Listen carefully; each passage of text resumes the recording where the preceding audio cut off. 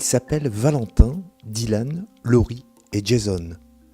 Élèves à l'EPID et à l'IMED, ils viennent de vivre une expérience extraordinaire. Entourés par une équipe de bénévoles et de professionnels, ils ont vécu durant 2 semaines à Madagascar pour prendre part à une mission humanitaire intitulée « Mada, on y va ».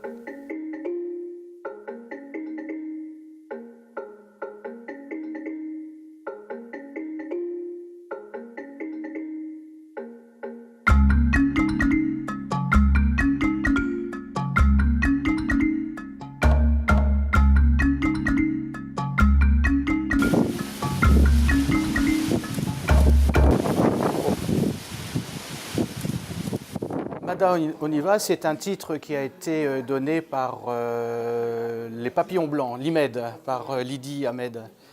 C'est le slogan qu'ils ont lancé quand on a lancé l'opération Madagascar. L'équipe est rentrée le 3 novembre et c'était un nouvel internat qui a été construit, complètement neuf, porté par Fraternité Tout Horizon et associé avec une autre association de Dunkerque, Dunkerque Solidaire avec eux. Donc il y avait Fraternité, il y avait Dunkerque avec eux, il y avait Papillon Blanc et il y avait l'écho du Tam Tam. Voilà. Et donc on s'est retrouvés là, en dernière phase de la construction. Les sanitaires avaient été posés, les meubles avaient été posés et il restait à faire l'électricité. Voilà. Telle était donc la mission de nos 4 aventuriers et leur équipe. Bien sûr, un tel projet ne s'improvise pas. Une installation électrique demande rigueur et méthode, même à l'autre bout du monde. Ça fait un peu plus d'1 an maintenant qu'on travaille ensemble sur ce projet. Là, on est occupé de travailler sur la partie, on va vraiment dire, technique, là où on doit être concentré, là où on doit faire des choses régulières. Et voilà.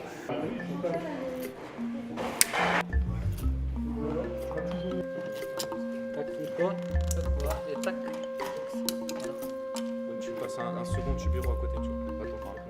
En location matérielle, donc on a des échelles, le groupe électrogène, ça c'est une obligation, sinon on ne pourrait pas passer. Rien ne doit être négligé.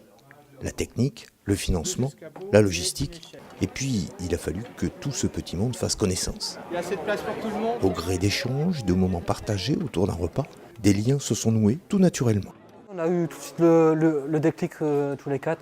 On s'est bien entendu tout de suite et on va passer une très bonne aventure. Bon, ça va pour l'instant, nickel. On s'entend bien. Ça va, je m'entends bien. J'aime bien mon équipe, moi. Enfin, mon équipe, j'aime bien l'équipe. Là, je me rends compte que visiblement, ça passe bien entre eux. Chacun s'épaule, chacun y va de son petit savoir et le transmet à l'autre. À l'IMED, on arrive quand même à faire des inclusions dans les clubs sportifs, même au niveau de la ville de Dunkerque, au niveau des beaux-arts et tout ça. On arrive à avoir des projets communs. Mais c'est vrai qu'on n'en parle peut-être pas assez. On l'aura compris, cette expédition hors du commun a quelque chose d'inédit, comme un supplément d'âme. Pour la première fois, 2 élèves de l'Institut médico-éducatif de Dunkerque, 2 jeunes apprentis techniciens, Dylan et Jason, y sont associés, un défi pour l'établissement. L'enjeu se situe dans le changement de culture, sur la distance, sur le voyage, sur la perte de repères, et en même temps sur ces capacités qu'ont ces jeunes à sans cesse, tout au long de leur vie, rechercher des adaptations, avec le soutien des spécialistes, le soutien de leur famille bien évidemment. Et c'est tout un travail continu, mais dans un autre cadre, un autre environnement, à 9000 km d'ici, avec une équipe professionnelle qui a préparé les choses, qui est prête à les soutenir dans cette démarche, et avec une sécurité qui est bien sûr organisée autour de ce voyage, puisque nous avons mis en œuvre toutes les conditions au cas où un élève aurait des difficultés à se maintenir, bien évidemment, dans un environnement comme celui-ci. Alors cet environnement, très simplement, c'est de la précarité, ce sont des lits et des chambres qui sont bien moins commodes que nous. L'eau, l'électricité ne sont pas disponibles telles qu'on les trouve chez nous. Ça n'est pas non plus autre chose que cela. Mais pour autant, ce seront des journées de coopération et de travail, puisqu'ils vont réussir à mener leurs activités d'assemblage électrique aux côtés des étudiants de l'EPID. Si ces questions se posent avant le grand saut dans l'inconnu, elles se posent pour tout le monde. À quelques jours du départ, de petites appréhensions gagnent forcément les esprits. C'est pourquoi le travail de préparation porte aussi sur la dimension humaine, pour ne pas dire psychologique, du voyage. J'ai un peu peur de l'avion. T'as un peu peur de l'avion? La rencontre avec les gens. De savoir comment on va discuter ou si vous nous acceptez. C'est ça qui me ferait plus. C'est surtout pour tout ce qui est hygiène, parce que là-bas c'est autre chose. Même si on pourra prendre des douches et tout, on sera dans un gîte, mais à part ça, ça ira. C'est surtout tout ce qui est courant, pour mon téléphone ou des choses comme ça, mais après avec ça, on fera 100 et puis ça ira. Ça t'inquiète un peu, ce voyage? Un petit peu, mais je suis plutôt pressé de partir. Pourquoi t'es pressé? Pour découvrir l'aventure et être en équipe aussi, c'est tout ça. Et de se séparer de la Wi-Fi, de Internet, de tout ça ça ne sert pas à grand chose en vrai.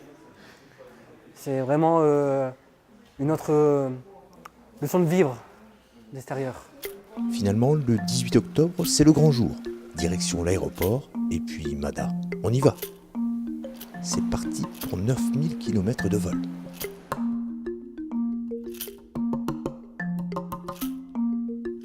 Une fois sur place, pas question de jouer les touristes, ou alors juste un peu. L'internat de jeunes filles, situé à Manandona, au centre de Madagascar, est pratiquement terminé. L'électricité solaire est opérationnelle. Reste pour notre équipe à finaliser l'installation de sa distribution, luminaire, prise de courant, dans l'ensemble du bâtiment.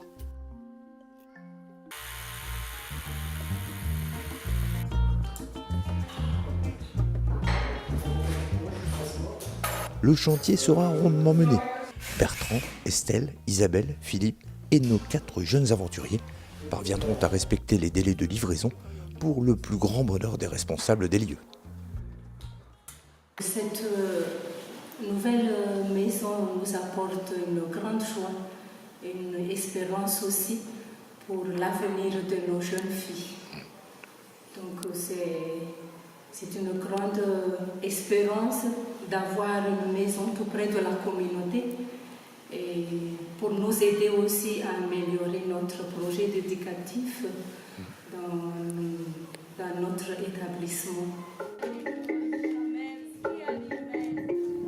Outre la satisfaction d'avoir honoré leur mission, nos Dunkerquois auront également le plaisir de remettre quelques cadeaux collectés par les élèves de l'école Chaplin de Coudekerque, de participer à un match de football géant, de faire de belles rencontres avec les artisans locaux, bref, de profiter du voyage.